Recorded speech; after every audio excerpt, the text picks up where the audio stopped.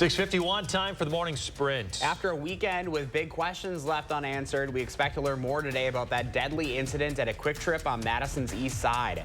State authorities say officers had a run-in with a suspect at the store who later died. What we're waiting to learn is if Friday's confrontation had any connection to the murder of Kristen Schmidt. We're told the police chief will hold a news conference at some point today on this. We'll push out updates through the News 3 Now mobile app. Happening tonight, you can hear from both candidates for Madison mayor. The debate at the Madison Public Library will showcase current mayor Satya Rhodes Conway and her challenger Gloria Reyes. The topics for the debate include city finances, affordable housing, bus rapid transit, public safety, and economic development. It is free, but you must register on the Wisconsin Policy Forum's website.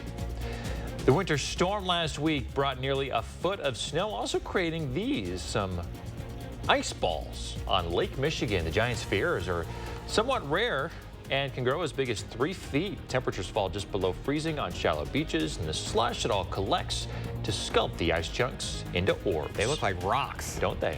The FDA has announced a plan to get tougher on tobacco. Smoking is still the leading cause of preventable death in the U.S. An independent foundation has accused the FDA of not being proactive enough. In response, officials say they will be making a new website this spring to be more transparent about actions being taken against tobacco companies violating the rules. It's been 30 years since the 1993 World Trade Center bombing. A ceremony was held to mark the tragedy that took the lives of 6 people. New York Senator Chuck Schumer spoke at the event like he did 30 years ago after the attack. He says the unique New York spirit lives on, like the memory of the victims. Officials in California are closing Yosemite National Park for a few days due to severe weather. Officials announced the park will be closed through Wednesday. The National Park Weather Service, has issued a blizzard warning for the valley through this week. Officials say travel on park's roads is restricted to administrative staff only. That includes all campground and hiking areas inside the park. Also in California, at least 3 motorhomes swept into the Santa Clara River. It happened northwest of Los Angeles at an RV park. The surge of water washed out the embankment, sending the RVs in. The park lost power. No injuries have been reported. First Lady Jill Biden is winding down her trip to Kenya. She spent the last day of her trip visiting a drought response site. The visit comes as the Horn of Africa has experienced the worst drought in 7 generations, leaving 4 million people with insufficient access to food. President Biden says the U.S. is providing about 70% of the money going into the region to help. At least 58 migrants are dead after their wooden boat broke apart from hitting rocks off of Italy's eastern coast. Around 80 people clinging to wooden shards in the water had to be rescued. It is unclear where the ship had launched from, but the survivors are reportedly from Pakistan, Afghanistan, and Iran.